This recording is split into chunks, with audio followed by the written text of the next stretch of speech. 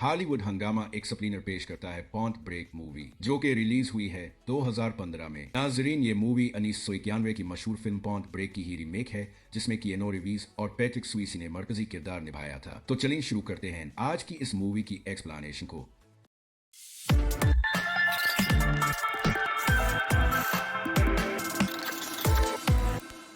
कहानी की शुरुआत में हम जोनी और जेफ नाम के दो बाइकर्स को देखते हैं जो कि खतरनाक पहाड़ियों पर रेसिंग कर रही थे और ये दोनों रेसिंग करके पहाड़ की एक चोटी पर जाना चाहते थे, लेकिन जैसे उन्होंने इस तक पहुंचने के लिए जंप किया तो जेफ की बाइक का टायर इस पहाड़ की चोटी से फिसल गया और जोनी इसे ऊपर खींचने की कोशिश करने लगा, मगर वो इसे ऊपर नहीं ला पाया, जिसकी वजह जेफ की वही मौत हो गई थी। अब इसके बाद कहानी 7 साल बाद की दिखाई जाती है जहाँ जोनी अब FBI का एक एजेंट बन चुका है और फिर वहां पर FBI का सीनियर ऑफिसर अपनी टीम को अमेरिका की एक बिल्डिंग में हुई चोरी की वीडियो दिखाता है जिसमें चोरों ने बिल्डिंग से वो सारे हीरे नीचे फेंक दिए और फिर वो अपनी पीरीशटिंग के जरिए वहां से भाग गए थे। इसके बाद हम एक कार्गो जहाज को देखते हैं जिसमें बहुत सारे पैसे रखे हुए होते हैं कि तभी वही चोर वहां आ जाते हैं और वो उन पैसों से भरे बड़े बड़े गुत्थियों को जहाज से नीचे फेंक देते हैं और उन पैसों को खोलकर हवा में उड़ा देते हैं और वो खुद पैराशूटिंग करते हुए जमीन की कोफ में चले जाते हैं और वो पैसा के एक गाँव में जैसे ही गिरते हैं तो सब लोग पैसों पर टूट पड़ते हैं। अब जोनी ये सब देखता है तो वो उन चोरों के बारे में रिसर्च करने लगता है और वो उन लोगों पर रिसर्च करके अपने ऑफिसर को बताता है कि दुनिया में जहां भी इस किस्म की चोरियां हुई हैं उन सब के पीछे एक ही ग्रुप का हाथ है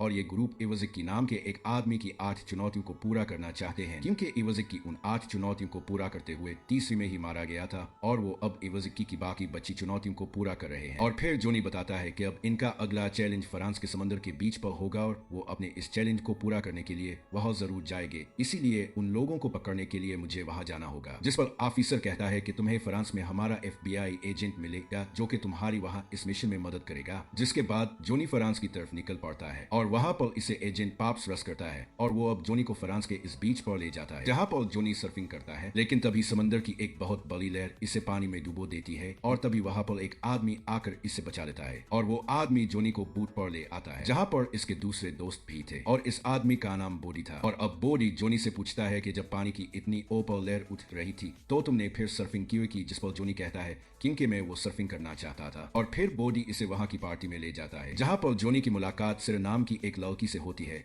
जो कहती है कि जब तुम पानी में डूब रहे थे तो मैंने तुमको देखा था। अब इसके बाद सिर और जोनी एक साथ स्विमिंग करते हैं और काफी वक्त एक साथ गुजारते हैं। इसके बाद अगले दिन जोनी फिर से एजेंट पाप्स से मिलता है जो कहता है कि तुम अपना मिशन पूरा नहीं कर सके, इसीलिए तुम्हें अब यहाँ से जाना होगा। जिस पर जोनी कहता है कि मुझे कुछ वक्त और दो किंग के रात को मैंने पार्टी में बातें सुनी थी कि फ्रांस के टर्नस स्टेशन में कुछ होने वाला है, इसीलिए मैं वहां जा रहा हूँ। जिसके बाद रात को जोनी फ्रांस के स्टेशन पर जा रहा होता है कि तभी रास्ते में वो ऐसी जगह पहुंचता है जहां पर बोडी और इसके बाकी साथी मिलते हैं, जिसको देख बोडी कहता है कि तुम्हें मुझसे फाइट करनी होगी, क्योंकि बोडी देखना चाहता था कि जोनी में कोई खास बात है या नहीं। और उस तरह फाइट के बाद बोडी इसे अपनी टीम में शामिल कर लेता है, जिसके बाद वो सब एक ऊंचे पहाड़ पर जाते हैं जहां से ये लोग एक साथ जंप करके फ्लाइंग करते हैं जो कि एक खतरनाक तरीन सीन था और ये इस मूवी का सबसे बेहतरीन सीन है। इसके बाद जोनी को कहता है कि मैं तुम्हारे दोस्त की मौत के बारे में मालूम है और तुम इसका जिम्मेदार खुद को मानते हो, मगर ऐसा नहीं है। इसने ये रास्ता खुद चुना था और हम सिर्फ अपने चुने हुए फैसले के जिम्मेदार हो सकते हैं,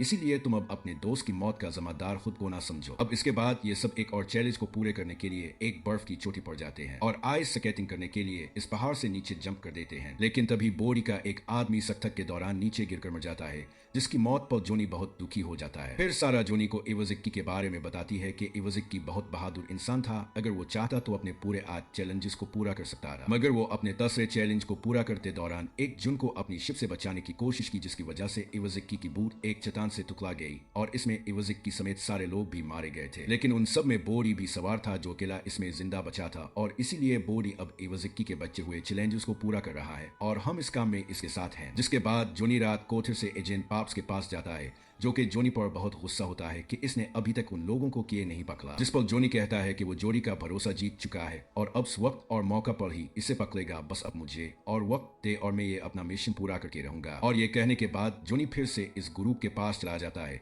जहां आज वो एक सोने की खदुन को तबाह करने वाले थे जो कि अमेरिका के एक बड़ी कंपनी का प्रोजेक्ट था। अब इसके बाद बोडी के सभी आदमी खंदकों में बम लगा देते हैं और फिर वो पैराशूटिंग के जरिए पहाड़ से कूद जाते हैं, मगर तभी जोनी बोडी पर बंदूक तान लेता है और कहता है कि मैं FBI FBI से हूँ और तुमको ऐसा करने नहीं दूंगा। लेकिन बोरी बम को ब्लास्ट कर देता है और फिर अपनी बाइक के जरिए वहां से निकल जाता है। तब हमें पता चलता है कि बोरी को पहले से ही जोनी के बारे में मालूम था कि वो FBI का एजेंट है और उन्हें यहाँ पकड़ने आया था। खैर अब जोनी वापस FBI के ऑफिस में आ जाता है और सबको कहता है कि बोरी और इसके साथी अब यहाँ अमेरिका आ गए हैं, क्योंकि बोरी अपने अगले चैलेंज को पूरा करने के लिए बहुत सा पैसा चाहिए, इसीलिए वो यहाँ किसी बैंक को लूटेंगे और वो इसी बैंक को लूटेंगे जो इस शहर से बाहर एक पहाड़ पर है और वहां तक जाने का सिर्फ एक ही रास्ता है। जिसके बाद अब FBI की टीम इसी जगह पहुंच जाती है जहां पर बोरी और इसके साथी पहले से बैंक बोरी करके भाग रहे थे और अब दोनों जानिब से फायरिंग होती है, जिसमें बोरी का एक और साथी मारा जाता है, जबकि दूसरा जब भागने की कोशिश करता है तो जोनी इसे भी गोली मार देता है। लेकिन जोनी देखता है कि वो तो सारा थी जिसको कि इसने मार दिया था,